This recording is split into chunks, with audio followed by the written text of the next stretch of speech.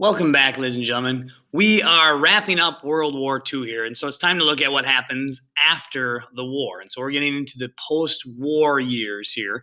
We're going to be looking at a couple of things. Specifically, we'll be talking a little bit about the Nuremberg trial and some of the consequences of what has happened beyond that, and then kind of how things break down when we look at the Soviet Union and the United States as they come to kind of become world powers here after World War II. So follow along, guys. Fill in your information as we go. Looking at our wartime conference. So after everything's all said and done here, actually during the war too, the big three, which is Churchill, Stalin, and Roosevelt, they meet twice. They meet at the Tehran conference and they meet at the Yalta conference. And what they were doing was trying to decide, number one, strategy of how they were going to fight the war. At the Tehran conference, they decide that the war needs to be fought on two different fronts. So you have the Soviet Union fighting in the east, and they decide that they needed to open up a Western front. And that's where we end up getting D-Day with the British and the Americans fighting and trying to liberate France and working their way towards Germany. Again, the idea is to push on both sides, on the Eastern Front and the Western Front, and to push Germany back into Germany. All right. And so the idea was that they would control the liberated territories, any area that they liberated or freed from German control, those countries would control them for the time being until they could later on be divided and given their sovereignty or given their freedom back. All right. When they finally got to Germany and Berlin, they would divide those up and each country would kind of control a section of that part of Germany until, again, they could give their freedom back. Some problems that came along with this, though, look like this. So Stalin, the leader of the Soviet Union, believed that any territory that was liberated by the Soviets should eventually just become part of the Soviet country. All right, so part of the USSR. Churchill and FDR believed that any nation that was liberated should have the ability to democratically decide who runs their country. And so we end up getting this breakdown eventually of this kind of global spheres of influence where you've got kind of this democracy idea and you've got this communism idea, and both sides are at odds with each other. All right, so you've got these Western democracies and you've got the Soviet Union. The other aspect that ends up happening here is at the Yalta conference specifically, they decide and discuss the charter for the United Nations. This is going to be the governing body or the diplomatic body that's going to take the place of the League of Nations, and they're going to make sure that this one works. All right. So here's a couple of the pictures. The picture on the left there is the Tehran conference. The picture on the right is the Yalta conference. You can actually see, if you look closely there, you can tell that Franklin Delano Roosevelt, FDR, not feeling the greatest in the Yalta conference picture, and he was ill, and he will die not too long after the Yalta conference. He dies in office, and that's when we get Truman taking over as the president. All right, ladies and gentlemen, looking at the occupation of Germany, let's actually see what actually happens when they finally do occupy and win the war here.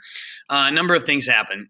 Germany itself is divided up by the Allies. So each allied country kind of serves as the protector of each kind of territory on its own. And we'll take a look at a map of the divided Germany afterwards here. They also reached a series of decisions that they called the Potsdam decisions. And that did basically five big things. Number one, Germany was to remain an actual country. All right, they weren't going to divide Germany up for good. It was just divided for now to kind of work on administration and allow those countries to kind of hold those territories for the time being as they allowed Germany to get back on its feet. They knew that they were going to make sure that Germany had become demilitarized. They did not want them to have a strong army moving forward. They outlawed the Nazi Party. That was no longer acceptable. It's now considered a criminal organization.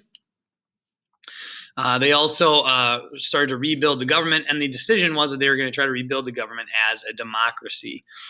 And finally, anyone that was found to have been a war criminal or suspected to be a war criminal during this time, specifically a lot of the Nazi Party people, they were to be put on trial for crimes against humanity.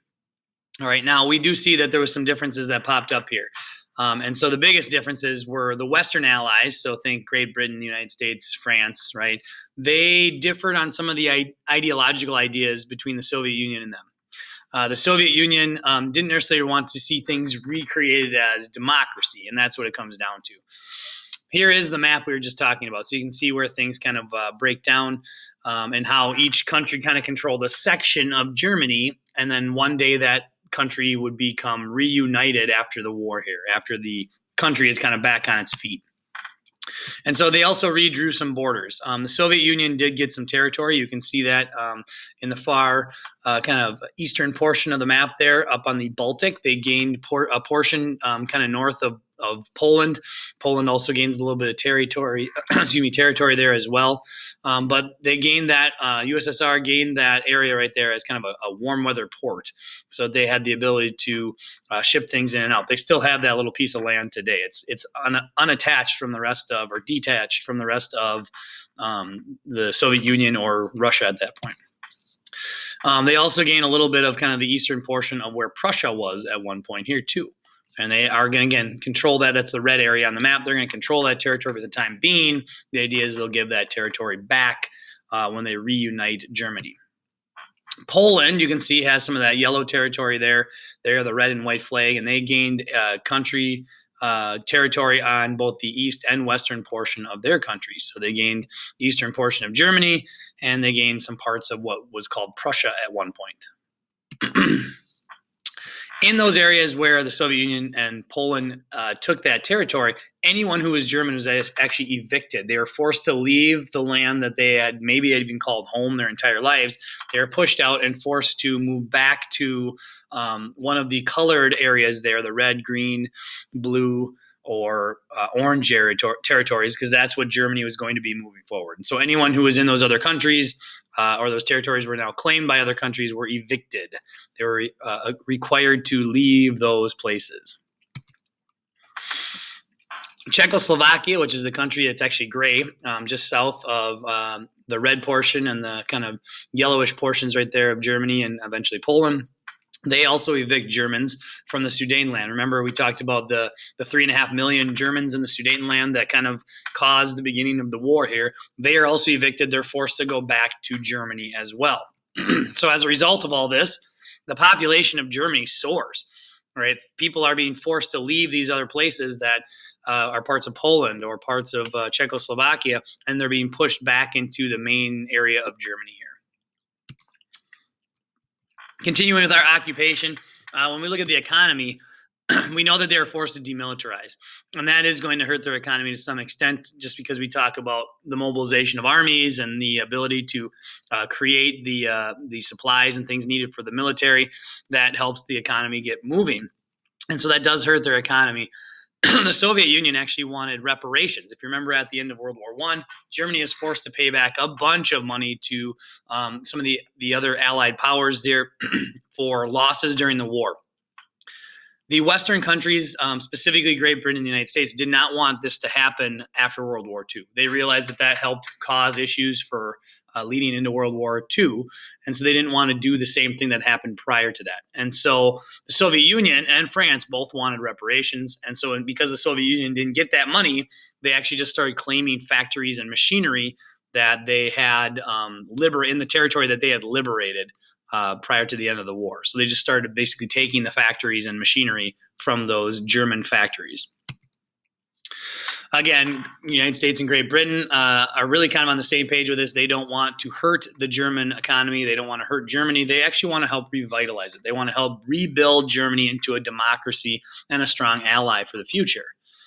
And so that's where we see a lot of differences here. France and the Soviet Union do not want that, and that leads to some of the issues that we see. Eventually, we'll see that there's kind of a faction growing here between the allies. All this leads down to the Nuremberg trials, and we'll take a closer look at some of that here in a minute. But the Nuremberg trials are where they put the Nazi party members on trial for crimes against humanity. And so the captured Nazi leaders were put on trial. 22 of them were charged with crimes against humanity. 12 of those 22 were found guilty and sentenced to death. 7 of them were found guilty and sentenced to life in prison, and 3 of them were acquitted of any crimes against humanity. All right, so that's kind of the breakdown of how the Nuremberg trials went. In addition to that, like we had already mentioned, the Nazi Party was declared a criminal organization, and so any membership in the Nazi Party is deemed illegal in Germany, and that's really still the case today too. All right, the Nazi Party is deemed a criminal organization. Here's some of the pictures from the Nuremberg trial. All right, so you can see some of the people that were on trial here on the witness stand, and then kind of the court proceedings that happened. And again, 22 people were sentenced, or excuse me, going back, 12 of them were sentenced to death, 7 to life in prison. Okay. So one of the other big things that was established here at the end of World War II, and really at the end of the conferences that we just talked about at the beginning with the big three, was the United Nations. Right now, we know that the League of Nations has ultimately been a major failure prior to this. So they needed to change things when they created what they called the United Nations. And I know we've talked a little bit about the United Nations last year in human geography as well. So some of this will be a little bit of a refresher. But if we look at it, United Nations was created in 1945. And the whole point was it was supposed to be kind of like a new League of Nations. It was supposed to be a place that could help maintain peace and security globally. It was a place that countries could come and work together, cooperate, discuss issues or possible solutions to issues, whether it's economic, cultural, or social. Okay, and they changed things around from the League of Nations, where the League of Nations was just membership countries. In this case, they changed it to 2 different councils. You have the General Assembly, which all nations that want to join were allowed to join. Right, that's different than the League of Nations. And you also have then the Security Council. And the Security Council is made up of 10 countries that they elect from the General Assembly for 2-year terms, and 5 permanent countries that are always a member of the Security Council. And the idea is that if they need to take some kind of policing action against another country, or if there's some kind of genocide issue, or if there's some kind of aid issue that needs to happen, those 5 permanent countries kind of make up the military force or the police force to go in and take care of the United Nations tasks. All right, so you have the United States, you have Britain, France, China, and the Soviet Union. All right, those are your 5 permanent countries. And then again, there's 10 other ones that are elected on yearly terms, or 2-year terms, I should say, that also join the Security Council. So the idea of all this was to promote peace. The problem with that is, as you can see with our peace talks after World War II, there's kind of a growing faction, right? We have kind of democracy versus communism rising. And so this difference in ideology is going to create some major problems for us, right? So when we look at the Soviet Union, basically they wanted all of Eastern European countries to be communist. Any area that they liberated or any area that is kind of located near them, they wanted it to be part of their communist bloc, as they call it. And they also looked at this as kind of to act as kind of a buffer between possibly be invaded by any of these other democracies, right? Any of the Western European countries. And so they wanted more Soviet territory. They wanted to gain more territory and more land. Western allies looked at the ability that any country that was liberated by them should be able to hold free elections and vote for whoever they would like to represent them and create their own representative democracies. So what ends up happening is basically the 2 sides agree to disagree. We have Germany, we know, is divided up, and basically the allies in the West, right? So you have the Great Britain, American, French territories. Those are all combined into one big country. And then the Soviet Union held section of Germany is also still separated, and it eventually becomes a division, which becomes 2 countries. You have Germany and you have East Germany. All right, so West Germany, East Germany, however you want to call it. And so East Germany is the communist side. West Germany is the democratic side. And so, unfortunately, even though they were going to attempt to unite Germany, it doesn't happen. All right, the ideological differences are too great.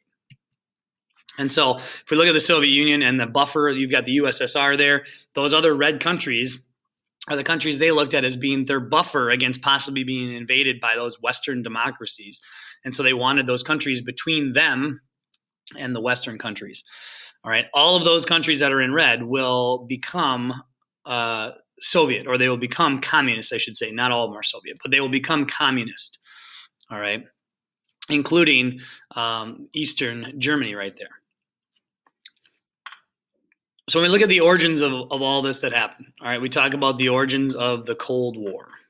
All right, and so when we talk about this, basically, this marks the end of the alliance, right? You had all these disagreements between different ideologies, between democracy, between communism, between the United States, between the Soviet Union, and the differences in ideologies leads to rivalries, and the alliance breaks, right? We had always known that teaming up with the Soviet Union was something we needed to do during the war, but we know that it just didn't mesh. We did not work well with them ideologically, right? And so these two countries, the United States and the Soviet Union, become superpowers after World War II. They are the two top powers of the world. And they basically are waging a war of worldviews. And it comes about with what we call the Cold War. These two countries never actually come to blows. They never actually come to war with each other, but their ideological ideas of democracy versus communism are going to lead to a lot of small skirmishes that then are backed by the United States or are backed by the Soviet Union. All right, we call them proxy wars. And so each side wants to use their system for European reconstruction. And so that becomes the issue. So in 1946, Stalin states that worldwide communist revolution would continue. And so the Soviets occupy Iran. They take control of the Turkish Straits, which is a problem for shipping and travel. The West believes that is their view of trying to expand communism, and we decide that we are not going to allow that to happen. And so in 1947, the United States intervenes in what they call the Greek political crisis. The United States gets involved in hopes to keep Greece democratic. And so the United States finally does intervene in this issue, and this is kind of what kicks off the Cold War. The United States starts sending aid to European countries. We realize that if we don't help, Soviet Union could take over a lot of these territories, a lot of these countries in Europe, and that would leave a lot of them becoming communist, obviously. So in 1947, President Truman signs what he called the Truman Doctrine. And it basically said that we will basically the continued spread of communism is a threat to democracy in the world. And so because of that, the United States is going to do a couple things. Number one, they're going to spend $400 million to help defend Greece and Turkey from becoming communist. The U.S. is also at that point committed to containing communism wherever it currently existed, not allowing it to expand anywhere else, but not going into countries that were already communist and trying to change them. So preventing it from going anywhere else, containing communism to where it was. And so they decided that they would only aid countries to try to stop communism from taking over, not to help countries that were already communist. We also ushered in another plan called the Marshall Plan at this time. The Marshall Plan was this massive economic plan which sent money and all these assistance and aid to European countries to help them rebuild after the war. Again, the idea was to avoid the communist parties from infiltrating those areas and changing them from democracy to communism. Right? We wanted to contain communism where it was currently. So the United States ended up spending $13 billion on European countries during the Marshall Plan's use. $13 billion, guys, in 1947. European economies started to recover, but they had really only made it to about pre-war levels, which, keep in mind, pre-war levels is like Great Depression levels, essentially, right? They're starting to come up a little bit more. But that $13 billion the United States invests does help, but it doesn't push them over the top. So you can see here the countries that gain the most aid from the United States. Obviously, Great Britain and France are going to be in there, and then Western Germany. You can see Italy gets quite a bit as well. Right? But those are those areas that we sent money specifically to stop them from falling and becoming communist, essentially. Anything that's grayed out here was either fascist or communist. And so we weren't involved in those other places. All right. Finally, the Cold War starts to kick off. The German division, as you can see the little map on the right there, becomes official at this point. The Western Allies turn all of their territory into West Germany. They align those three territories together. In 1948, the Soviet Union blockades the capital city of Berlin from any land traffic or water traffic. And you can see Berlin is located very far east in the Soviet-held Eastern Germany, and that the city of Berlin was broken into two as well. There was a democratic side and a communist side. You can see it's black and red in that picture. And so the Soviet Union blocks any Allied or West German traffic into the city. And this becomes a big problem for the democratic side of Berlin. So the people of West Berlin begin to starve at this point, and the Western Allies begin a massive program called the Berlin Airlift, where they basically start airlifting in supplies and food to the people of Western Berlin, and they drop it right in the city so people can get to what they need. So the United States then, with this, placed long-range bombers in Britain so that if we needed to, we could go in and bomb Eastern Berlin or Eastern Germany at any time because of the Soviets and what they had been doing by stopping our supplies reaching Western Berlin. So the Soviets eventually, in May of 1949, lift the blockade, and this ushers in the Cold War. The Cold War begins. All right, this is a war of words, a war of ideologies between the United States and the Soviet Union, between communism and between democracy. Finally, ladies and gentlemen, with the Cold War fully kicked off, we look at the creation of NATO and the Warsaw Pact. And so when we look at these two alliances that are put in place here, some of these events here over the summer of 1949 and 1950 kind of kick off and bring out this idea of NATO and the Warsaw Pact. In the summer of 1949, the Soviets finally detonated their first atomic bomb. All right, so now we knew that the Soviets had an atomic bomb, the United States had an atomic bomb, and that's going to lead to these two factions forming. In October of 1949, the Chinese communists, defeat the nationalists, and we'll talk more about that in our next unit, but China becomes communist. And then in 1950, North Korean communists invade South Korea. We'll also talk about that a little bit later on here too. And so we see, and the United States sees the writing on the wall. Countries are very quickly becoming communists, and we feel like we need to draw a line in the sand, essentially. And so that's where we get NATO and the Warsaw Pact creating. And so if we look at it in April of 1949, 12 nations joined the North Atlantic Treaty Organization, that's NATO. And those 12 nations are backed by the United States. Essentially, if one country were attacked by a Soviet country or a communist country, then all of those democratic countries would come and fight together. So it's a massive alliance, basically. And so that's the idea here. Again, they relied heavily on the fact that the United States had a very large nuclear armament. That was kind of the deterrent of an actual fight happening. So NATO, those countries signed up with the United States. They are all democratic or democracies. They all want to fight against possible communist invasions. The other side in 1950 formed together. That is 20 Eastern Bloc countries, as they're called. Those are all the kind of 20 countries that surround or act as the buffer between Western Europe and the Soviet Union. Those countries, which are all communist, joined together in alliance and formed the Warsaw Pact. Now, as far as the number of troops, those 20 nations greatly outnumbered the number of soldiers that NATO had. But they didn't have the same firepower as obviously NATO did at that point. The United States had a much larger nuclear armament. All right. So we look at this is kind of how the world gets divided up. We have blue versus red, right? You have NATO, which you can see the dark blue countries are actual members of NATO. The other blue countries are countries that are aligned with the United States. The red countries, the dark red, are the Warsaw Pact countries. Those other red countries are countries that are either aligned with the Soviet Union or they might be in some way allies or maybe communist in some version. And you can see that there's the red and blue dots. And those are areas that were either anti-communist if they're blue or pro-communist if they were red. All right. And so the world has shaped up. We have basically one side versus the other, right? We have democracy versus communism.